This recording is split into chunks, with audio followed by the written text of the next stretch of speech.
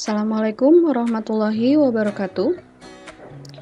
Anak-anak, bertemu kembali dengan Ibu di mata pelajaran Otomatisasi Tata Kelola Sarana dan Prasarana kelas 11 OTKP SMK Negeri 3 Cimahi.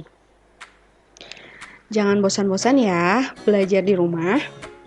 Semoga kalian semua sehat dan tetap semangat untuk mengikuti mata pelajaran bersama dengan Ibu.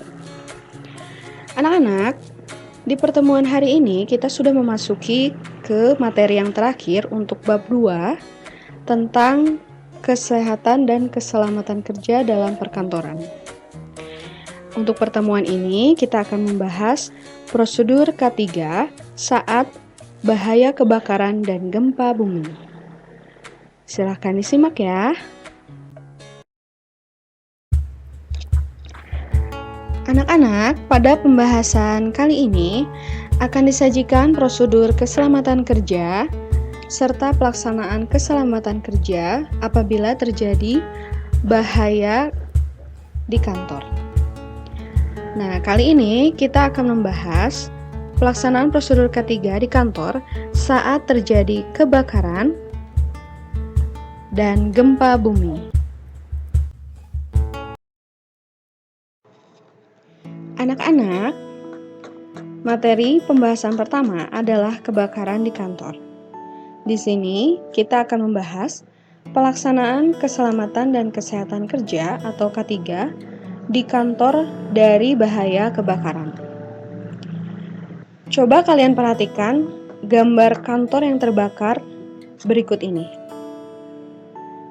Tentunya kalian semakin paham bukan? Pekerjaan kantor juga ada bahayanya, salah satunya adalah kebakaran. Jika gedung tempat kalian bekerja tidak bertingkat, maka upaya penyelamatan diri dari kebakaran sangatlah mudah. Namun, jika gedungnya bertingkat, maka upaya penyelamatan menjadi lebih sulit. Oleh karenanya, prosedur keselamatan dan kesehatan kerja di perkantoran yang berhubungan dengan kebakaran harus diterapkan supaya aman dan kondusif. Untuk dapat menyelamatkan diri dari bahaya kebakaran di kantor, kalian juga harus memahami poin-poin penting dari pelaksanaan K3 di kantor dari bahaya kebakaran di slide selanjutnya. Anak-anak, di sini ada klasifikasi kebakaran dalam pelaksanaan K3 di kantor dari bahaya kebakaran yang dibagi menjadi 4 kategori. Yang pertama adalah kelas A. Kelas A adalah kebakaran untuk bahan yang terbuat dari kayu, kertas, karet, dan plastik, serta bahan-bahan yang berasal dari jenis tersebut. Kemudian, untuk kelas B, kebakaran untuk bahan bakar bensin, oli, minyak, pelumas, cat pernis, dan gas yang mudah terbakar. Klasifikasi kebakaran kelas C adalah peralatan elektronik atau peralatan kelistrikan, panel-panel listrik, motor listrik, dan lainnya. Sedangkan kelas D, kebakaran untuk logam seperti magnesium, sodium, potasium, titanium, zirkonium, dan bahan metal lainnya yang mudah terbakar. Nah, kenapa ada klasifikasi kebakaran? Karena ini akan berpengaruh terhadap apart atau alat pemadam kebakaran ringan yang akan kita gunakan atau yang perlu disediakan untuk memadamkan klasifikasi kebakaran di bawah ini. Jadi ada 4 ya kategori untuk klasifikasi kebakaran. Jadi ada yang berbahan dari kayu, kertas, karet, dan lainnya. Kemudian berbahan seperti bahan bakar ya, ada bensin, minyak, pelumas, dan sebagainya. Kemudian kebakaran untuk peralatan elektronik dan kebakaran untuk logam seperti magnesium, sodium, potasium, dan sebagainya. Selanjutnya di sini ada unsur terjadinya api dalam pelaksanaan K3 di kantor dari bahaya kebakaran. Nah, di sini kita harus memahami bahwa awal mula terciptanya api dan kebakaran itu terjadi karena adanya 3 unsur. Coba kalian perhatikan gambar yang Ibu tampilkan ini. Yang pertama adalah bahan bakar atau fuel, ya. Wujud bahannya itu bisa berupa padat, cair, dan gas. Jadi bahan bakar ini merupakan sebuah bahan yang bisa sangat mudah terbakar, yang umumnya dipakai perusahaan maupun masyarakat untuk menggerakkan mesin ya atau kendaraan. Nah, jadi ini adalah salah satu unsur terjadinya atau awal mula terciptanya api dan kebakaran ya. Unsur yang kedua adalah panas atau heat. Panas merupakan hal yang menyebabkan sumber api menjadi lebih cepat menyala yang disebabkan oleh suhu nyala yang meningkat atau naik. Ya, jadi tingkatan energi suatu bahan untuk terbakar pada suhu bakarnya. Jadi kalau suhunya semakin meningkat atau naik, pasti bisa menjadi sumber api dan menjadi lebih cepat menyala sehingga kebakaran pun sangat mungkin terjadi ya. Unsur terjadinya api yang ketiga adalah oksigen. Oksigen atau O2 ya, merupakan unsur udara yang dapat memicu terjadinya api.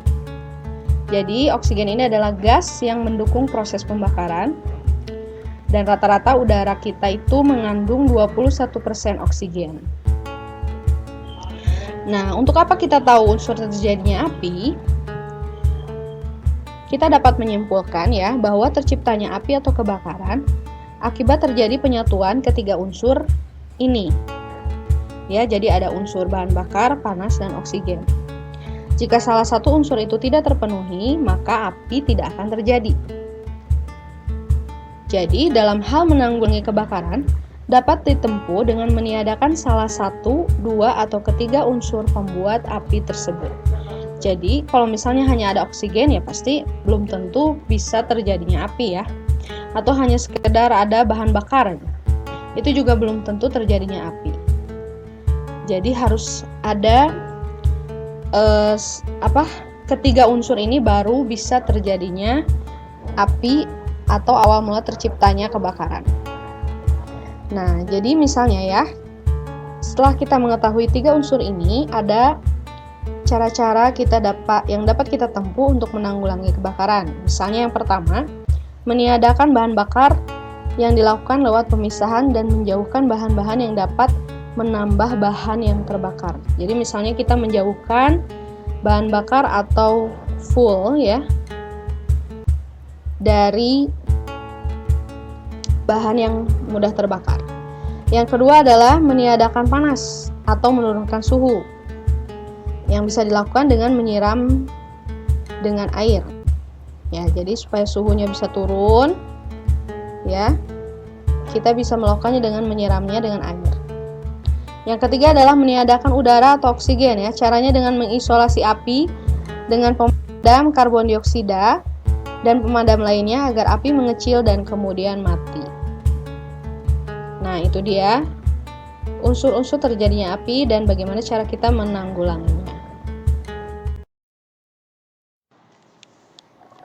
Baik anak-anak, jika sebelumnya kita sudah belajar tentang unsur terjadinya api, di slide kali ini kita akan belajar apa yang menjadi sumber api. Jadi hal-hal yang menjadi awal mula terciptanya kebakaran. Yang pertama adalah adanya api yang menyala serta luput dari pengamatan. Jadi ada api yang sedang menyala namun tidak ada yang mengamati atau melihatnya, itu bisa jadi sumber api. Yang kedua adalah kesalahan pada instalasi listrik. Ini juga sering terjadi ya, kebakaran karena konsleting listrik. Yang ketiga adalah adanya bahan-bahan yang mudah terbakar. Nah, bahan-bahannya itu sudah kita bahas di slide sebelumnya tentang klasifikasi kebakaran. Kemudian yang keempat adalah api yang berasal dari sampah yang tertimbun. Nah, masih ada ya kebiasaan masyarakat kita yang masih membakar sampah gitu ya. Kemudian yang kelima adalah instalasi minyak atau bahan bakar cair. Dan yang terakhir adalah api las gas. Baik anak-anak, kita sudah mempelajari tentang apa dan hal-hal apa yang dapat menimbulkan terjadinya api. Selanjutnya di slide ini kita akan membahas tentang sebab-sebab kebakaran. Ya, adapun penyebab kebakaran di perkantoran diantaranya yang pertama adalah kebakaran karena sifat kelalaian manusia. Jadi, ini bisa terjadi karena adanya kelalaian manusia saat bekerja. Misalnya kurang pemahaman seputar penanggulangan bahaya kebakaran, kurang berhati-hati dalam memakai alat dan bahan yang dapat menimbulkan api, dan sangat kurangnya kesadaran pribadi atau tidak disiplin. Sebab kebakaran yang kedua adalah kebakaran karena penyalaan sendiri. Maksudnya, tidak sengaja menyalakan api yang di dekatnya ada bahan kimia. Jadi bahan tersebut bereaksi dengan udara, air, dan bahan-bahan lainnya yang mudah meledak atau terbakar. Yang ketiga, sebab kebakarannya adalah karena kesengajaan untuk tujuan tertentu. Jadi kebakaran yang disengaja. Nah, kebakaran ini dibuat atas unsur kesengajaan atau dengan sabotase, mencari keuntungan ganti rugi klaim asuransi, menghilangkan jejak kejahatan, dan sebagainya.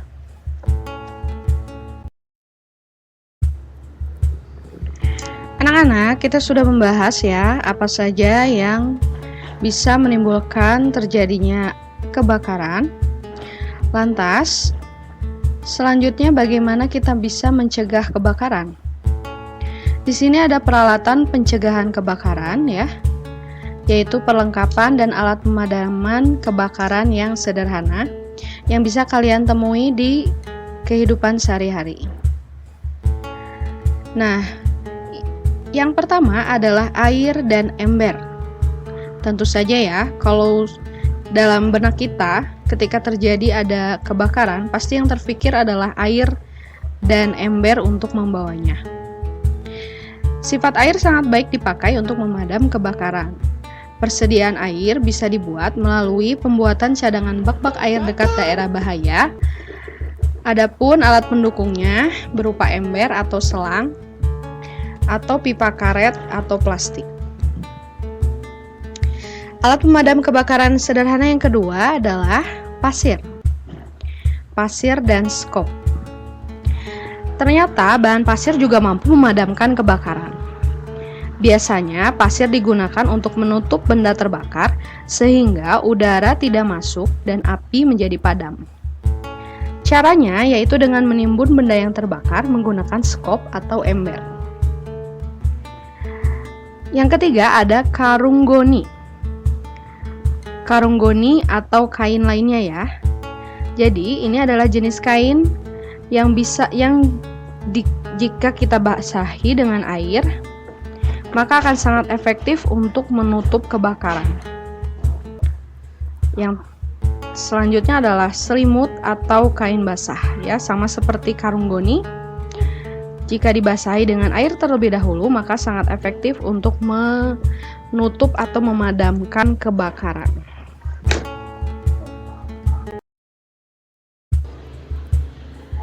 Anak-anak, selain alat pemadam api sederhana yang sudah kita bahas di slide sebelumnya, dalam melakukan pencegahan kebakaran, hendaknya di sini juga disediakan alat pemadam api ringan atau APAR.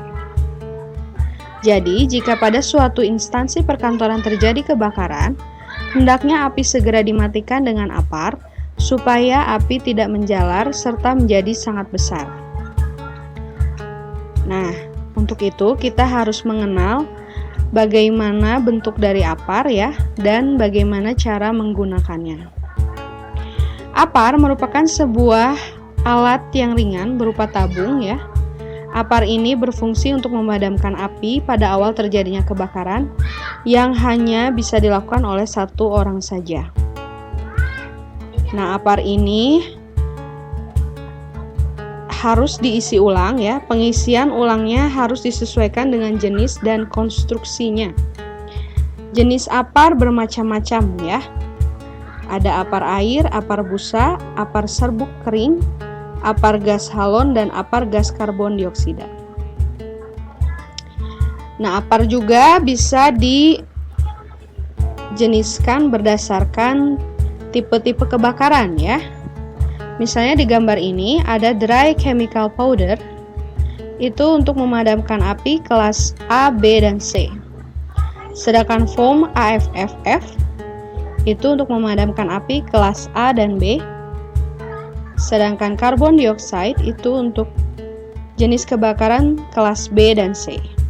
Detail kelas A, B, C, D sudah Ibu paparkan di slide sebelumnya ya, tentang bahan-bahan atau kategori dan klasifikasi kebakaran ya. Jadi, kalau kita bisa memilih APAR yang sesuai ya, kemudian kita tempatkan sesuai dengan besar kecilnya resiko kebakaran, maka kita akan bisa mencegah terjadinya kebakaran. Nah, sebelumnya di sini juga ada petunjuk menggunakan APAR. Yang pertama adalah tarik kunci pengaman ya, atau cabut pin pengamannya. Selanjutnya, arahkan ke sumber api atau ke dasar api. Selanjutnya, remas dan tekan pemicu untuk menyemprot ya. Jadi tekan gagangnya untuk menyemprot. Dan yang terakhir adalah ratakan ke seluruh sumber api atau sapukan dari sisi ke sisi.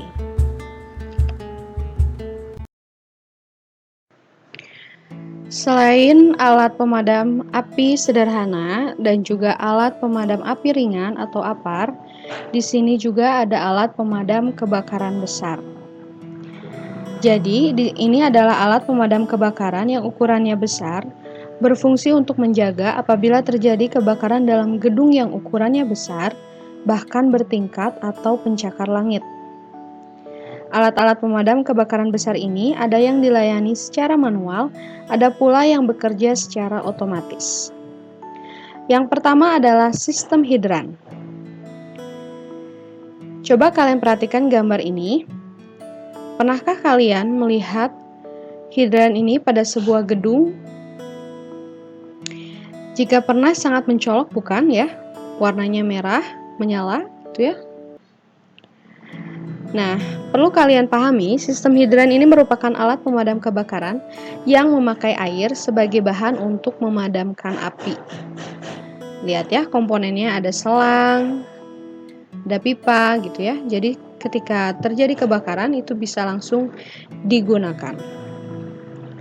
Yang kedua adalah sistem penyembur api atau sprinkler system. Kalian perhatikan gambar ini ya. Ini adalah gambar sistem penyembur api yang merupakan cara pemadam kebakaran di era modern seperti sekarang ini ya, khususnya dipakai di gedung pencakar langit. Sprinkler system ini berupa kombinasi antara sistem isyarat alat pemadam kebakaran. Peralatan ini biasanya langsung memancarkan air secara otomatis jika terjadi pemanasan suhu yang terindikasi akan terjadi sebuah kebakaran di dalam ruangan kantor. Jadi ini biasanya ditempel di di atap-atap gedung gitu ya, di atap-atap ruangan, sehingga kalau misalkan ada pemanasan suhu gitu ya di ruangan tersebut, itu langsung secara otomatis akan menyemburkan air. Mungkin pernah kalian lihat juga ya, misalnya di video-video atau di film gitu, kalau misalnya kita menyalakan api di dekat sprinkler system ini, langsung akan menyembur air gitu ya, otomatis.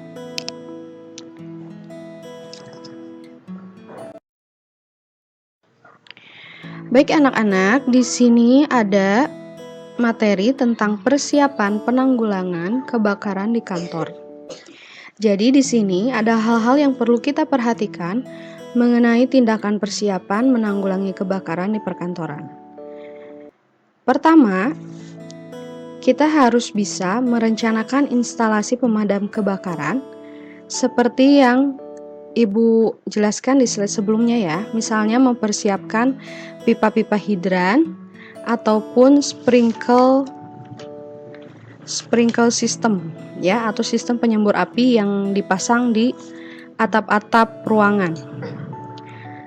Nah, kemudian di sini kita juga bisa menyiapkan APAR ya, atau alat pemadam api ringan yang sudah Ibu jelaskan di slide sebelumnya juga. Nah, selain alat-alat pemadam kebakaran tersebut, di kantor juga perlu dipasang sistem tanda bahaya ya, atau sirene untuk pengamanan bila terjadi kebakaran. Nah, bentuknya seperti ini. Jadi fire alarm bell ini akan menyala ya, dan memberitahu seluruh pegawai yang berada di gedung untuk segera melakukan evakuasi karena ada tanda bahaya kebakaran gitu ya. Nah, selain ada fire alarm bell, di perkantoran juga perlu dibuat fire exit ya, atau pintu-pintu darurat dan jalur evakuasi sebagai cara untuk menyelamatkan diri. Jadi tidak seperti yang Ibu pernah bilang juga ya, kalau misalnya kita sedang dalam situasi darurat, jangan menggunakan lift. Usahakan kalian menggunakan pintu-pintu darurat ya, dan tangga darurat.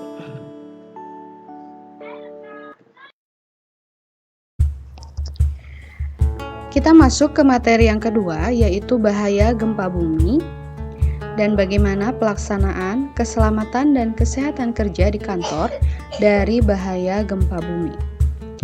Coba kalian perhatikan gambar yang Ibu tampilkan ini. Gambar ini menunjukkan kejadian bencana berupa gempa bumi dan karyawan perkantoran keluar gedung untuk menyelamatkan diri. Seperti kita ketahui bahwa negara Indonesia merupakan negara yang sering mengalami gempa bumi karena berada di jalur Ring of Fire atau cincin api Pasifik, sehingga sering diguncang gempa bumi. Maka dari itu, penting bagi pekerja perkantoran untuk memahami bagaimana prosedur keselamatan dan kesehatan kerja di perkantoran yang berhubungan dengan gempa bumi dan harus diterapkan supaya aman dan kondusif. Anak-anak, di sini ada hal yang harus dilakukan saat terjadi gempa bumi di kantor. Nah, hendaknya kalian bisa melaksanakan prosedur keselamatan dan kesehatan kerja berikut ini. Yang pertama adalah tenang. Jadi, bagi karyawan perkantoran saat terjadi gempa, usahakan kalian harus tetap tenang walau suara sirene memekik telinga. Jadi, kalian tidak boleh panik ya, tapi tetap tenang dan melakukan tindakan prosedur keselamatan dan kesehatan kerja berikutnya. Yang kedua adalah fokus. Ketika gempa menggoncang gedung kantor, tetaplah fokus pada kondisi sekeliling kalian, khususnya terhadap benda-benda yang gampang berpindah tempat. Maksudnya seperti perabot kantor ya, lemari, rak gitu. Jadi kalian harus fokus dan mengamati benda-benda yang gampang berpindah tempat ya, untuk bisa menghindari tertimpa atau tertimbun oleh benda-benda tersebut ya. Yang ketiga adalah waspada. Usahakan kalian selalu waspada dan hati-hati pada berbagai benda yang mudah jatuh, contohnya seperti langit-langit ruangan, gambar atau bingkai di dinding, lampu baik yang di atas atau langit-langit maupun yang di dekat kita. Kalian juga harus berhati-hati terhadap kaca dari jendela ataupun cermin karena mudah pecah ketika gempa, dan selalu waspada terhadap api karena saat gempa terjadi terkadang muncul percikan akibat hubungan pendek maka bisa memicu kebakaran juga. Selain hal yang harus diperhatikan tadi, di sini ada hal-hal atau tips yang bisa kalian lakukan saat gempa bumi dan berada di dalam gedung kantor. Yang pertama adalah usahakan langsung berdiri di sudut ruangan atau berlindung di bawah meja. Nah, jauhi jendela berkaca karena jika gempa besar bisa pecah, ya. Jadi, kalian bisa langsung berdiri di sudut ruangan supaya tidak tertimpa ya benda-benda yang mudah berpindah atau jatuh dari langit. Selain itu, kalian juga bisa berlindung di bawah meja. Kemudian yang kedua adalah jauhi jendela, lemari, rak, atau perabot kantor yang bisa tumbang. Tadi ya.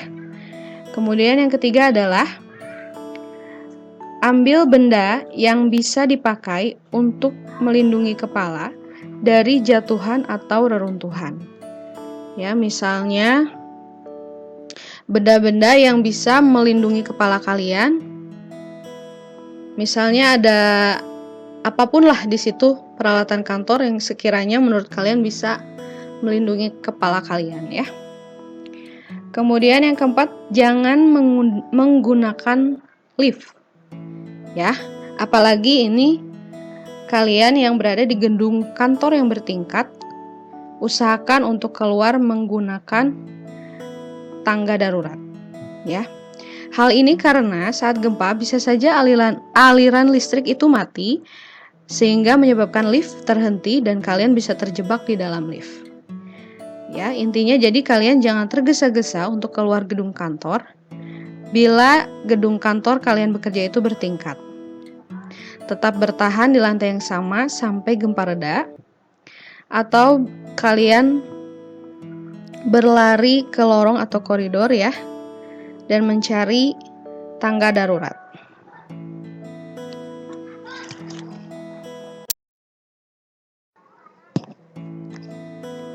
Jika yang tadi di slide sebelumnya ada hal yang diperhatikan saat gempa bumi dan kalian berada di dalam gedung perkantoran, maka di slide ini kita akan membahas apa saja hal yang harus diperhatikan ketika gempa bumi dan kalian berada di luar kantor.